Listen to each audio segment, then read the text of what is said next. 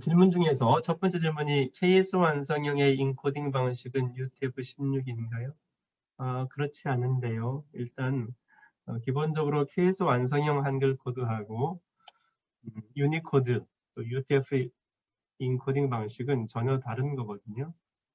여기 다른 PPT를 보여드려야겠구나. 자, KS 완성형 한글 코드는 한글은 2350자만 정의가 되어 있었다고 했죠. 가부터 흰까지. 원래 이제 2바이트 범위가 A1FE, 첫 번째 바이트가 A1FE예요. 근데 그 중에서 한글 부분은 B0C8을 사용을 하고, 그다음에 한자 부분은 CAFD 부분을 사용을 하고, 뭐 자음 모음 코드, 여기 한자 부분은 여기 있네요.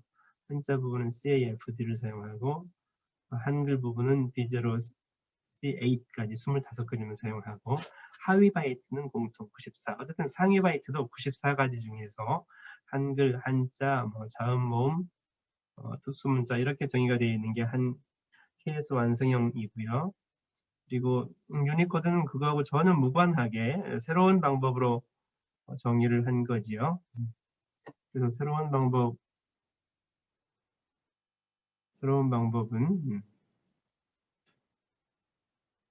유니코드 뭐 AC 영역부터 순서대로 이렇게 정의한다고 했었잖아요. 그리고 유니코드는 인코딩 방식이 UTF-8 인코딩 방식이 있고 간략하게 소개를 했네요. 1, 2, 3, 4 이렇게 가변 바이트로 인코딩을 해요. ASCII 코드는 한 바이트. 즉 옛날 ASCII 코드 쓰던 사람들은 그대로 사용을 하는 거고, 그 뒤에 7비트부터 11비트 영역에 있는 그 코드로 정의된 것들은 이렇게 2바이트로 인코딩을 하고, 한글 부분은 3바이트로, 또 그 뒷부분은 주로 이제 SMP 영역이라고 하는데, 보조 세트, 65,000자를 넘어가는, 원래 유니코드가 초기에는 16비트, 2바이트로 전 세계 문자를 정의하려고 했으나 한자 등 너무 많은 문자들이 65,000개는 너무 부족하다. 한자 개수만 해도 뭐 10만 자가 넘죠. 그래서 65,000자 안에는 모두 다 정의를 할 수 없었기 때문에 결국 16비트, 2바이트가 아니라 21비트로 정의를 하게 돼요. 그러면 16비트를 넘어가는 범위, 이 부분을 보조 세트라고 하거든요. SMP라고 해요. 16비트를 BMP라고 하고요. Basic, SMP는 Supplementary, 그래서 BMP, SMP로 나누는데, 그 SMP 영역에 21비트까지 정의된 그 부분은 4바이트로 이렇게 가변 길이로 인코딩하는 방식이 UTF-8이죠. 바이트 단위 인코딩이니까요. 거기에 비해서 16비트 인코딩 방식은 2바이트씩 인코딩을 해요. 그래서 ASCII 코드도 무조건 2바이트. ASCII 코드도 무조건 2바이트고, 한글 부분은 그냥 원래 2바이트로 정의되어 있으니까 2바이트겠네요. 그럼 이제 ASCII하고 한글 부분이 평등해졌네. 원래 UTF-8에서는 ASCII는 1바이트, 한글 부분은 3바이트 이랬었잖아요. 근데 UTF-16은 16비트가 기본 단위이기 때문에 16비트 1개로 인코딩을 하느냐, 또는 16비트 2개로 인코딩을 하느냐, 그 차이만 있는 거죠. 그래서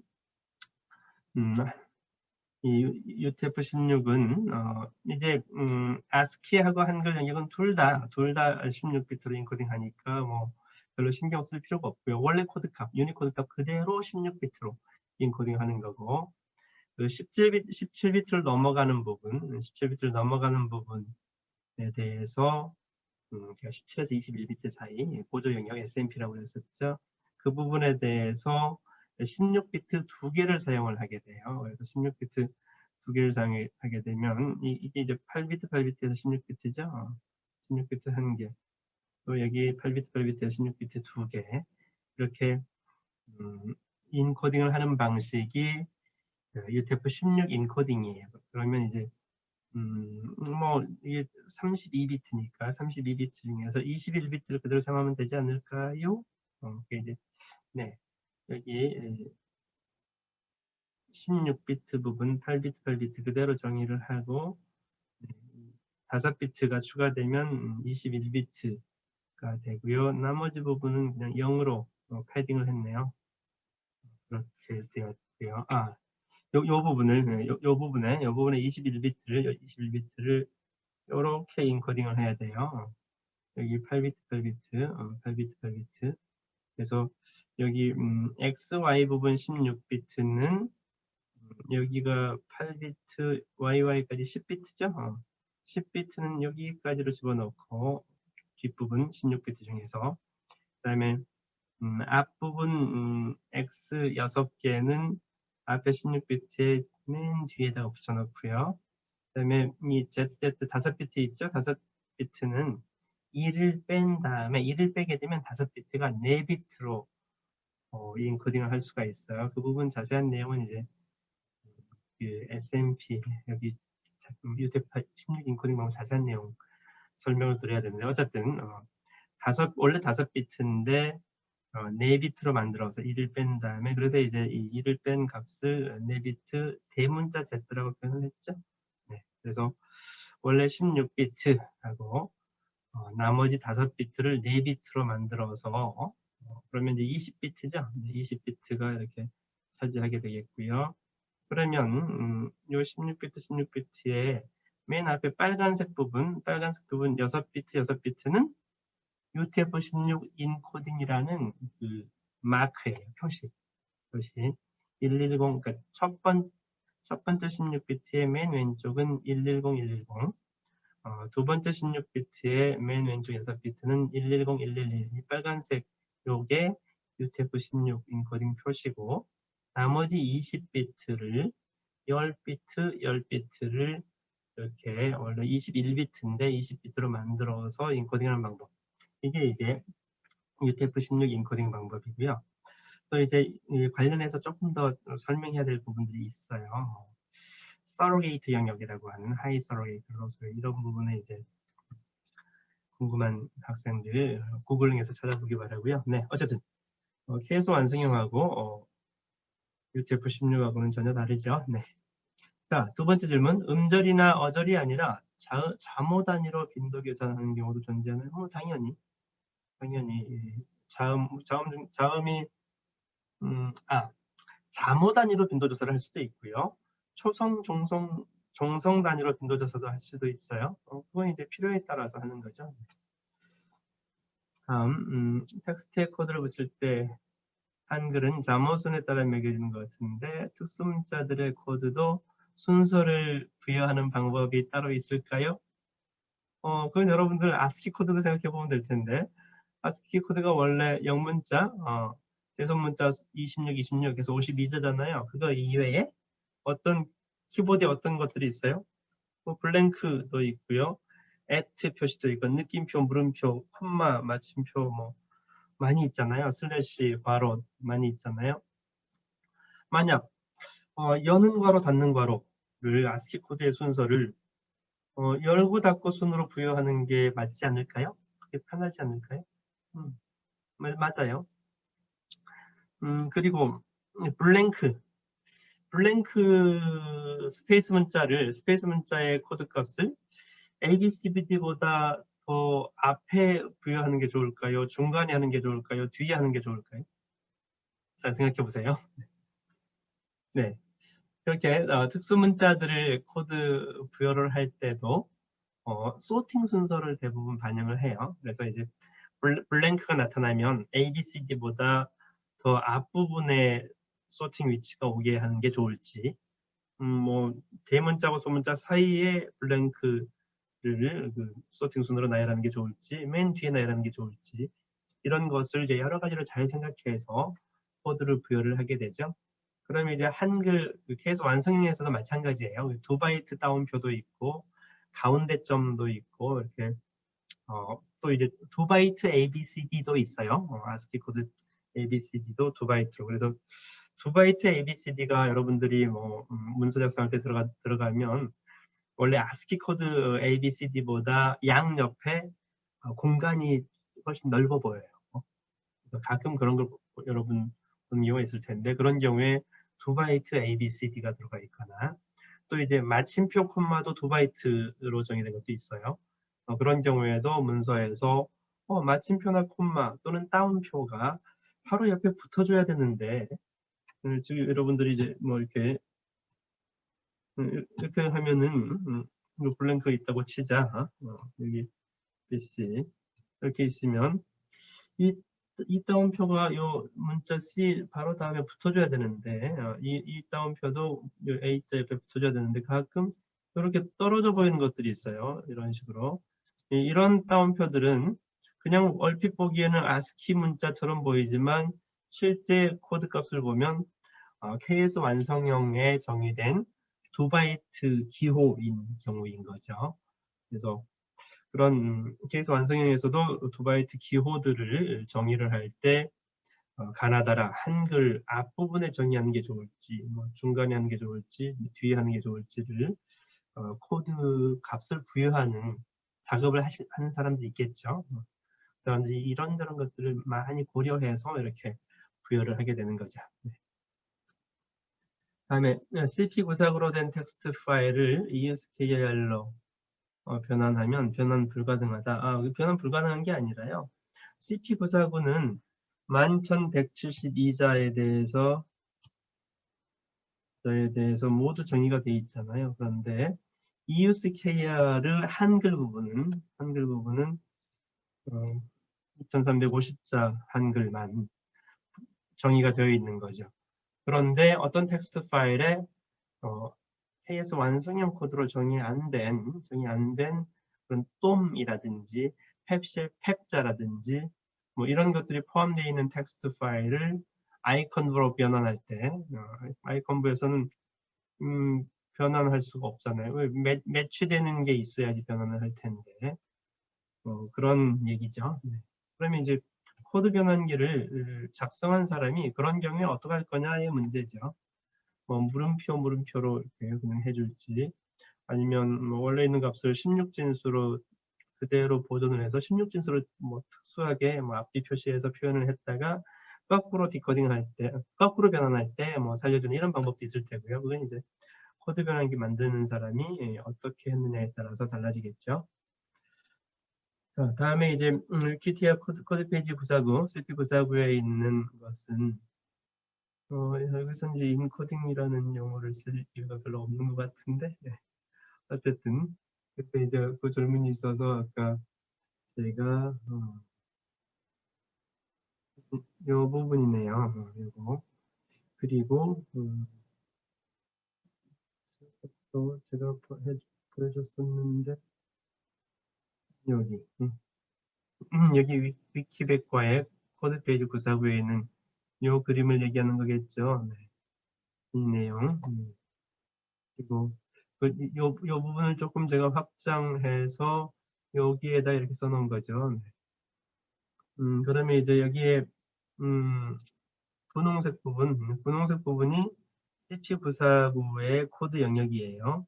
이 하늘색 부분은 원래 A1FE, A1FE니까 94 by 94 KS 완성형 한글 한자 2바이트 부호 등등 여기가 이제 원래 KS 완성형 영역이고 8822자를 더 해야 되기 때문에 이 보라색이라고 해야 되나요? 분홍색 부분으로 코드 값을 부여를 한 건데 구체적으로 보면 여기 이제 크게 세 가지 영역으로 구분되는데 첫 번째 바이트를 81A0으로 하고 두 번째 바이트는 415A, 617A, 81FE. 원래 여기 완성형 코드는 A1FE잖아요. MSB가 전부 다 1인 영역이죠. 근데 여기서 CP949를 확장할 때는 여기 첫 번째 바이트는 MSB가 1이에요. 81부터 A0니까. 두 번째 바이트를 보시면 41부터 5A, 61부터 7A. 여기에 뭐예요? 16진수. 16진수 41이 대문자 시작이잖아요. 대문자 26개 5A까지. 그리고 61부터 시작하면 소문자거든요. 영어 소문자 ABCD. 소문자 26개. 물론 이제 여기는 이제 81FE는 MSB가 1인 영역이죠. FF만 빼고 80 빼고 FF 빼고 81부터 FE까지 이렇게 해서 이제 요 영역에 8822자를 소팅 순으로 쭉 나열한 다음에 순서대로 첫 번째 것을 81A0 아니지 8141, 두 번째 것을 8142, 세 번째 것을 8143 이렇게 순서대로 쭉 이렇게 매출을 코드를 부여를 한 거죠.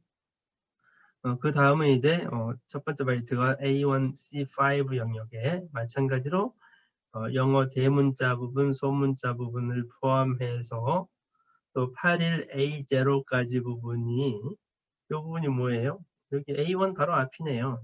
여기 왜냐면 여기 81FE는 여기까지가 다 비어 있었잖아요. 비어 있으니까 이걸 사용을 했는데 그랬는데 여기 A1C5 영역은 여기 원래 완성형 코드에 부여된 영역이거든요. 그래서 A1FE까지는 사용할 수 없죠. 그래서 81부터 A0까지만 요렇게 한 거죠. 여기 A1C5가 이 세로 부분이고요. 그 다음에 여기 부분이 415A 부분, 잠깐 비었죠? 5B부터 60까지가 비었고 61부터 7A까지 또 이제 7B부터 80까지가 비었고 뭐 81부터 A0까지 이렇게 비어있는 이런 부분을 보시면 CP949를 어떻게 이제 정의했는지를 알 수 있어요. 그런 설명이 필요하다는 질문으로 이해를 했는데 맞나요? 다음 CP949는 한글의 사전순 정렬이 불가능한가요? 네, 그렇죠. 여기 이 부분 원래 A1FE 94 x 94 영역에 정의된 것들끼리는 소팅 순서가 유지가 되고 나머지 8822자를 여기 분홍색 부분에 정의했잖아요. 얘네들끼리도 소팅 순서가 유지가 되는데 이 두 세트가 섞여 있으면 그러면 소팅 순서가 유지가 안 되는 거죠. 네, 음절 빈도 조사 데이터는 음절 빈도가 필요한 것에 사용하겠죠. 여러분들 음절 빈도 조사해 보니까 뭐 궁금한 게 있지 않았나요? 11,172개 음절 중에서 어떤 음절이 가장 많이 사용될까? 어떤 음절이었나요? 보통 이라든지 가 이런 음절들이 많이 사용되는데요. 네, 이제 빈도조사 데이터는 여러 가지 한글 관련된 것에 쓸모가 많이 있어요. 예를 들면 스펠링 커렉션을 할 때도 여러분들 스마트폰 쿼티 자판으로 터치하다 보면 옆에 있는 게 잘못 터치가 되지 않나요? 말도 안 되는. 했습니다의 해의 시옷 받침으로 나오는 경우들이 있잖아요. 해의 시옷 받침은 빈도가 매우 낮은데 해의 쌍시옷 받침은 빈도가 매우 높을 거거든요. 그러면 이제 그런 오토매틱 커렉션 하는 데 사용할 수도 있을 테고 여러 가지 활용 분야가 많죠. 네. 자, 엔그램 빈도 계산 파일이 매우 커질 수 있는데 어떻게 소팅을 할까요? 그럼 지난 시간에 워드 카운트 프로그램 그 예도 보여드렸었는데 워드 카운트 프로그램을 사용해서 스플릿으로 여러 개로 쪼개서 소팅한 다음에 머지하는 그런 방법이 가장 보편적인 수월한 방법 아닐까요? 자, 워드 카운트 프로그램에서 anon.txt 파일에서 이렇게 이게 이제 워드로 간주를 했었는데 괄호를 신경 쓰지 않고 이게 옳게 작동된 거냐? 이 문제는 이제 워드 카운트의 워드의 단위를 무엇으로 딜리미터를 무엇으로 할 거냐의 문제죠. 네, 이 워드 카운트 프로그램에서는 딜리미터를 스페이스 문자로 한 거죠. 블랭크, 탭, 줄바꿈. 심플하게 세 개로만 했기 때문에 이제 스페이스 탭으로 구분되면 그것들에 대한 카운트를 한 거고요. 그러면 이제 우리가 그런 실제로 한글 텍스트 처리할 때 따옴표라든지 왼쪽으로 괄호라든지 이렇게 딜리미터로 간주해야 될 것들이 있을 텐데요. 그것도 다른 단어로 해줘야 되지 않을까요? 예를 들어서 이 경우에 자, 263.5야드 여기까지를 한 단어로 하고 그 다음에 이 우측 닫는 괄호를 하나로 하고 그 다음에 중을 하나로 하고 이렇게 할 수도 있겠죠. 세 개로 쪼갤 수도 있어요. 그래서 이 처리 단위를 무엇으로 할 거냐 그 처리 단어를 이제 이렇게 했을 경우에는 워드가 아니라 토큰이라고 해요. 토큰. 그래서 토큰을 자 263.5 야드를 첫 번째 토큰, 그다음에 이 닫는 거를 두 번째 토큰, 이 중을 세 번째 토큰, 이렇게 분할을 해서 카운트를 할 수도 있는 거죠. 또 이제 이 워드 카운트를 해서 여러분들이 그 결과물을 어떻게 어디에 활용하느냐에 따라서 활용 목적에 맞추어서 토큰 단위를 무엇으로 할 건지를 결정을 해야 되는 거죠. 추가로 또 설명한다면, 그럼 어떤 사람은 263.5 야드 이것을 독립된 토큰으로 간주하고 싶은 사람도 있을 테고, 또 다른 사람은 아니야, 나는 이 숫자 263.5를 첫 번째 토큰, 야드를 두 번째 토큰, 이렇게 간주하고 싶은 사람도 있을 거예요. 예를 들어서 야드라는 단어가 얼마나 자주 사용되는지를 보고 싶을 때, 그럴 때는 그 별개의 토큰으로 구분해야 되겠죠. 그러면 또 다른 사람은 나는 이것도 263하고 또 이 소수점하고 소점이 5하고 이렇게 나는 토큰으로 다르게 해서 카운트를 하고, 이런 사람도 또 있을 수 있는 거죠. 그렇게 목적에 따라서 다르고요. 또 다른 사람은 아니야, 나는 263 소수점 왼쪽하고 0.5하고 이렇게 다른 토큰으로 간주할래, 뭐 이럴 수도 있는 거죠. 그래서 그런 문제는 빈도 계산 결과를 그 사용하는 사람이 어떤 목적으로 사용할 거냐에 따라서 토큰 단위를 다르게 해서 카운트를 하면 되는 거죠. 500만 달러도 마찬가지죠. 뭐 이걸 토큰으로 하는 것을 원하는 사람도 있을 테고, 500만 하고 달러 각각을 별개의 토큰으로 하고 싶은 사람도 있을 테고, 500만 달러 이렇게 각각 토큰으로 빈도 카운트를 하고 싶은 사람도 있을 수 있는 거죠. 설명이 되었나요? 하여튼 기본적인 워드 카운트에서는 스페이스 문자로만 워드 카운트를 한 거다. 또 워드 카운트 프로그램 질문이네요. 파일 크기가 너무 커서 스플릿 프로그램으로 분할할 때, 이렇게 분할된 파일은 파일 형식이 없는데 텍스트 정보를 어떻게 저장하는 거예요? 그냥 파일 이름에 확장자가 .txt만 없을 뿐이에요. 우리가 그냥 관습적으로, 관행적으로 텍스트 파일은 .txt로 확장자를 붙일 뿐인데, 근데 이제 스플릿 프로그램에서는 원래 유닉스, 리눅스에서 그 스플릿 개발한 사람이 .txt라고 붙이지 않았기 때문에 그냥 거기에 맞춰서 .txt 붙이지 않았을 뿐이네요. 다른 의미는 없어요. 텍스트 라인 단위가 아니라 뭐 바이트 단위로 분할할 수도 있겠죠. 그건 여러분들이 프로그램 짜면 되지 않을까요? 보통은 이제 라인 문장들이기 때문에 텍스트들은 문장을 중간에 이렇게 잘라버리면 그러면 한 문장이 깨지니까, 그래서 이제 통상적으로 라인 단위로 분할을 하고, 합할 때도 라인 단위로 하는데 또 이제 텍스트를 만약 바이트 단위로 분할하게 되면, 한글 같은 경우에 완성이면 2바이트로 되어 있잖아요. 가자가 B0 A1인데 하다 보니까 B0가 A1하고 사이에서 잘릴 수도 있잖아요. UTF 파일 같은 경우에는 3바이트로 인공되어 있는데, 이렇게 한글이 3바이트 잘려버리면 좀 이상해지겠죠. 그런 점도 고려를 해야 되고요. 그렇습니다. 윈도우에서 안시 인코딩 방식은 케이스 완성형 맞는 것 같습니다. 글쎄, 왜 안시라고 했을까요? 어떤 CP949라고 표시를 해놨으면 더 좋았을 텐데, 메모장에서. 그러니까 케이스 완성형이라는 말은 그냥 개념적인 말이고요. 케이스 완성형은 이름이 여러 가지가 있다고 그랬었죠. KSC 5601 1987 이게 이제 공식 이름이고요. KSX 1001도 있고요. 그리고 이제 EUCKR은 원래 이제 완성형 자체가 아니라 완성형 플러스 ASCII 코드를 EUCKR이라고 했었지요. 그다음에 CP949에도 여튼 이것은 케이스 완성형이 서브셋으로 들어가 있는 거고, 원래 공식 명칭은 KS 한국 표준, KS 표준이잖아요. 그래서 KS. 그래서 X1001은 이게 조금 다른데 하여튼 94 곱하기 94 영역을 ASX1001이라고도 해요. 그래서 부르는 이름이 좀 여러 가지가 있어서 명확하게 내용을 알고 있는 게 좋겠죠. N그램 추출 프로그램에서 N값이 뭐 아주 큰 수가 들어오면 어떻게 될까요? 어떻게 하면 좋을까요? 이것도 이제 N그램 추출하는 사람이 자기 나름대로 기준을 정해서 하면 돼요.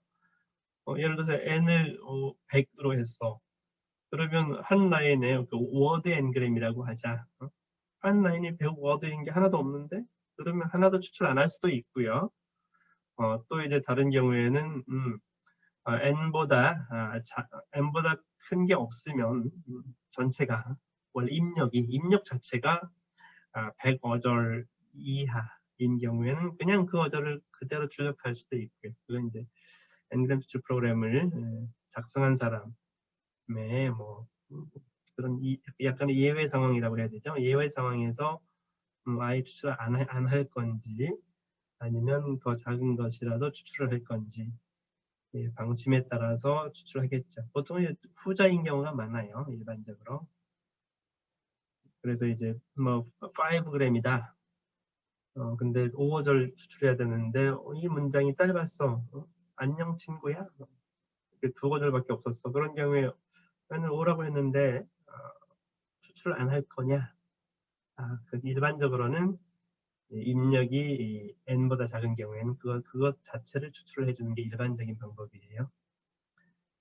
그런 경우에 이제 더 활용 가치가 많거든요. 다른 이유는 없어요. 질문을 4개를 해준 학생이 있었네요. 인코딩 방법이 여러 가지가 있는데 어떤 방법을 선택할 거냐라는 문제. 네, UTF, 유니코딩 인코딩 얘기를 하는 거죠. UTF 파일 인코딩이 그냥 거의 사실상에 일반적으로 보편적으로 사용되는 방식이죠. 그 이유는 영어권 사용자들 때문이에요. ASCII 사용자들. 왜? 지금까지 뭐 영어권 사람들은 텍스트 파일 만들었을 때 한 바이트로 저장을 했겠죠. 근데 갑자기 UTF-16으로 해서 2바이트로 저장을 하라고 하면 그러면 왜 메모리를 2배를 낭비해야 되죠? 만약 미국의 국립도서관이라고 할까요? 국립도서관에 엄청난 양의 장서들이 있는데 거의 대부분 95% 정도가 영어로만 돼 있어요. 다른 나라 언어들도 일부 있긴 하겠지만 근데 뭐 수천 테라, 수천 페타 엄청나게 많은 빅데이터 미국 도서관에 그걸 디지털 하드디스크에 저장을 하고 있는데 예전에 아스키로 저장할 때는 예를 들어서 100테라였다고 하자. 근데 UTF-16으로 인코딩하게 되는 순간 하드디스크가 2개가 필요한 거죠. 2배로. 근데 앞부분은 전부 0000 비트예요. 그럼 의미가 없잖아요. 어쨌든 영어권 사용자들이 UTF-16이나 또는 UTF-32로 디폴트로 사용하라고 한다면 가만히 있지 않겠죠. 왜 하드디스크 1개만 있으면 되는데 2개로 저장을 해야 돼? 절반은 전부 0만 채워져 있어? 말이 안 되잖아요. 그런 반발을 없애려면 그러면 ASCII 사용자들, 영어권 사용자들은 원래 ASCII 그대로 한 바이트로 저장을 하고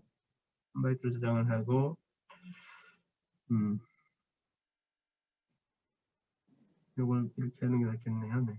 ASCII 사용자들은 그냥 원래 그대로 똑같아요. 옛날 뭐 영문 윈도우 쓰던 때나 유니코드 다국어 윈도우 쓰는 거나 차이점이 하나도 없어요. 영어권 사용자들은 UTF-8을 사용하게 되면 그래서 UTF-8 인코딩을 보편적으로 쓰는 거죠.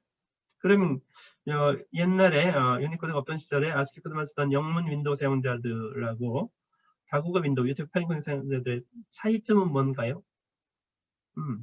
옛날 영어 윈도우만 쓰던 유니코드 안 쓰던 시절에는 한중일, 아랍어 이걸 메모장에서 영어 윈도우에서 메모장에서 타이핑하면 안 됐어요. 왜? 영어 윈도우잖아요. 영어 윈도우는 영어만 ASCII 코드 문자 셋만 허용하는 그런 운영 체제이니까요.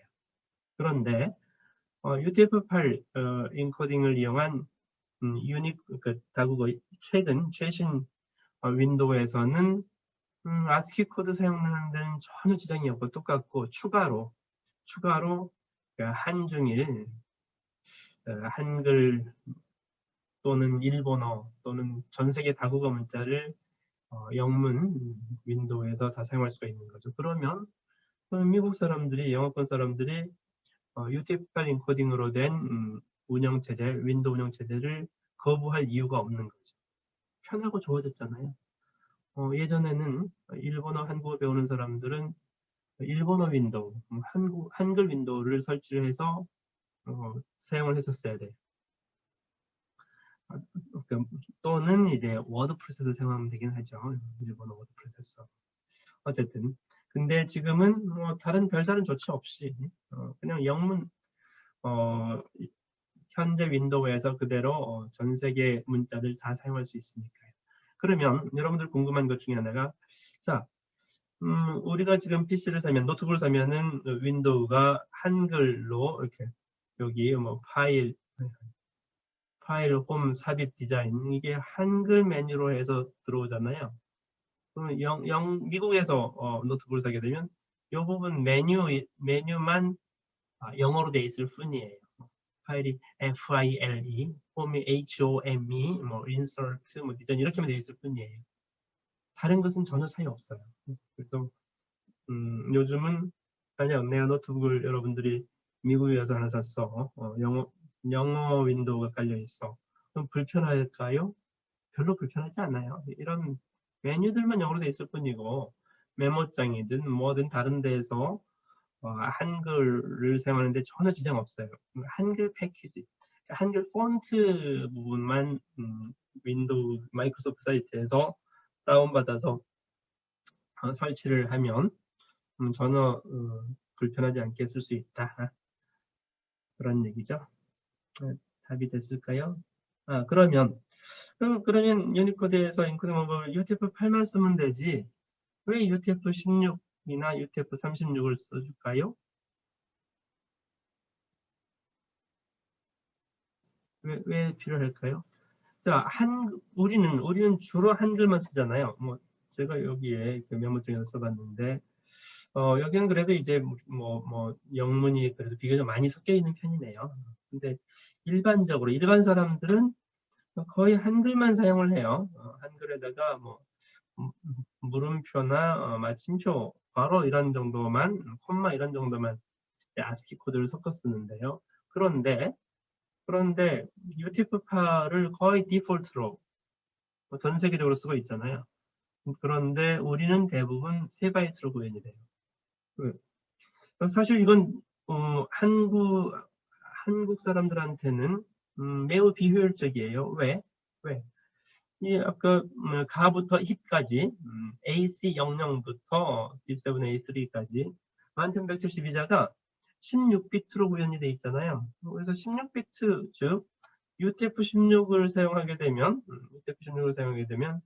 16비트로 쓸 수 있을 텐데 이렇게 왼쪽 첫 번째 8비트 16비트로 쓰면 아무 문제 없어요. AC00 D7A3 근데 왜 2바이트가 아니라 3바이트로 인코딩된 UTF-8을 쓰냐는 거죠. 그럼 이제 아까 제가 미국의 국립도서관에 장서가 엄청나게 많았다고 하죠. 예를 들었었잖아요. 그럼 우리나라도 국립도서관에 장서가 엄청나게 많고 앞으로 이제 50년, 100년 후에 계속해서 기하급수적으로 늘어날 거잖아요. 앞으로는 전부 다 디지털화돼서 주로 이제 한글책이겠죠. 한글책을 파일로 저장해서 서비스하고 할 텐데 왜 우리는 하드디스크가 2개만 있으면 될 걸 3개로 써야 되냐는 거죠. 2개, UTF-16으로 만약 인코딩을 해서 쓴다면 하드디스크 2개만 있으면 될 걸 UTF-8로 인코딩 되면 3바이트로 되니까 하드디스크를 3개로 써야 되잖아요. 그 3개 중에 세 번째 것에 공간, 50% 공간이 낭비가 되는데 그 낭비되는 공간이 어딘가요? 낭비되는 공간이 이 부분이죠. 여기 빨간색 부분.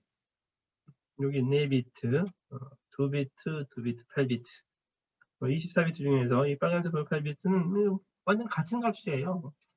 그래서 이렇게 서로 이해가 상충되는 부분이 있어요. 그러면 여러분들이 우리 국립도서관에 장서를 하드디스크에다 저장할 때 UTF-8로 저장을 해야 될까요? 뭐 하드디스크 예산이 뭐 그냥 충분히 남아 돌면 그럴 수도 있겠지만 효율적으로 하려면 그럴 이유가 없잖아요. 하드디스크를 200개 쓸 거냐 300개 쓸 거냐의 문제인데 하드디스크 200개 300개 100개가 낭비잖아요. 그런 경우에는 이제 UTF-16을 사용해서 저장을 하면 뭐 대부분이 한글이니까 영문자 ASCII 코드 이런 부분이 원래 UTF-8에서는 1바이트지만 UTF-16에서는 16비트 2바이트라니까 이 부분에 약간 비효율적인 부분이 발생을 하긴 해요. 그렇더라도 대부분이 한글인 그런 문서 텍스트 파일에서는 UTF-16으로 저장하는 게 저장 공간을 50%까지는 아니겠죠. ASCII 부분에서 손해가 있으니까. 그런 경우에 한 40% 이상, 40~50% 정도의 저장 공간을 절약할 수 있는 그런 이점이 있어서 그래서 이제 UTF-16 인코딩 방법도 있는 거죠. 필요가 있겠죠. UTF-32는 우리는 필요 없어요. 뭐 중국 한자 쓰는 사람들이 UTF-32를 UTF-32는 UTF-8은 UTF-16이 가변길이잖아요. UTF-16도 항상 16비트는 아니에요. 16비트 한 개를 쓸 수도 있고 16비트 두 개를 쓸 수도 있어요. 그러면 이제 그런 게 아니라 항상 일관성 있게 32비트로 저장하는 게 편한 뭐 그런 소프트웨어가 있을 수도 있겠죠. 그런 여지를 위해서 UTF-32도 있고요. 그래서 UTF-32는 사실상 인코딩이라고 할 필요가 없어요. 그냥 원래 모든 문자는 32비트로 4바이트 저장을 하고 유니코드는 최대 21비트까지 저장되어 있으니까 21비트까지 그걸 사용을 하는 거고 나머지 22부터 32까지는 그냥 0000으로 다 채워져 있겠네요. 어쨌든 그렇게 인코딩 할 수 있다라는 거죠. 자, 음절 빈도 조사할 때 빈도수가 아닌 유의미한 음절을 탐색하고자 할 때 여기 질문은 우리 인문계 스타일의 질문이네요. 디스커션이네요. 일단 유의미한 음절이 무엇인지를 우리 엔지니어들은 공학에서는 정의를 해야 되는데 여기 질문만 봐서는 유의미한 음절이 뭐 가나다는 유의미하고 라마파는 유의미하지 않는지 부분이 명확하지가 않아서 여기에 대해서는 답변을 하기가 조금 쉽지가 않네요. 유의미한 음절이 일단 그래도 답변한다면 유의미한 음절을 먼저 찾아야 돼요. 빈도순으로 찾든 아니면 주로 중요한 명사들, 중요한 키워드가 명사들이 중요하죠. 또는 동사.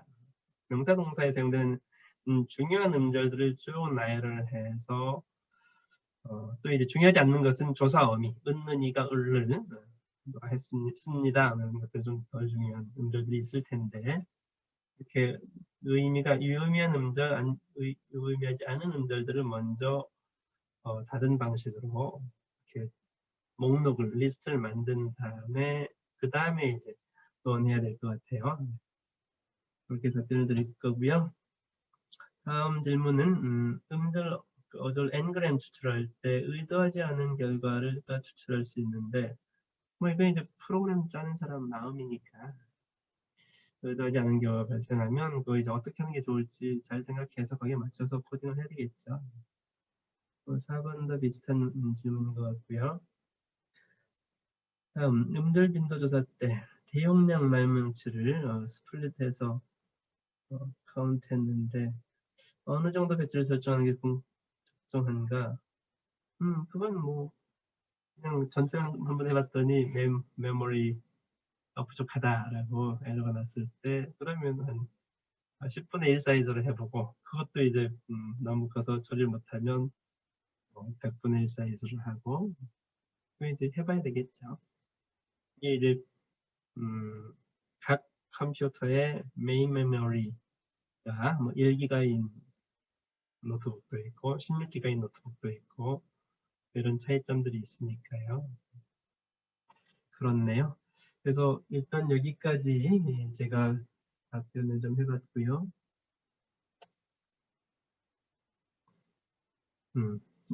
지금 녹화가 잘 되고 있겠지. 아까 했었을 테니까. 그럼 뒷부분 지금이 9시 45분이네요. 우리 여기 가나다 순으로 쭉 등록된 학생들로 봤었는데, 네, 제가 뒷부분 대충 보니까 앞에 얘기했던 거랑 비슷한 중복되는 질문들인 것 같아서, 그래서 넘어가도 되지 않을까 싶은 생각이 드는데, 혹시 질문 올렸는데 답변을 해줬으면 좋겠다라고 생각하는 학생은 지금 채팅창에 써주셔도 되고요.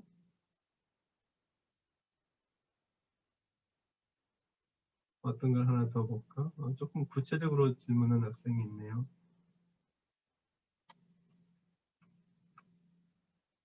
자, 프로그램에 대해서 음들분도 계산을 할 때 한글에서 가를 0번 카운트 네. 이들을 빼주고 네, 이렇게 뭐 어떤 게 좋은지는 뭐 마찬가지예요. 어떤 방법으로 자료 구조를 잡을 거냐일 뿐이죠. 이 경우에는 1차원 배열로 해서 1차원 배열로 그다음에 첫 번째 바이트, 두 번째 바이트 이렇게 해도 저는 상관없어요. 그런데 빈도 카운트 하기 편한 방법, 그 다음에 출력할 때 편한 방법, 그 다음에 또 하나 중요한 것은 우리가 배열, 그 C 프로그램에서 가장 많은 에러가 인덱스 범위를 벗어나는 거잖아요. 그 카운트라는 배열에서 인덱스를 0부터 n-1까지만 써야 되는데 max-1까지만 써야 되는데 마이너스 1, 마이너스 값으로 계산이 된다든지 이거 계산했더니 마이너스 값이 계산이 돼서 또는 뭐 2350으로 잡아놨는데 2351 뭐 이렇게 넘어가는 걸 했을 때 에러가 발생하잖아요. 에러 발생 가능성이 적은 그런 방법을 쓰는 게 더 편하겠죠.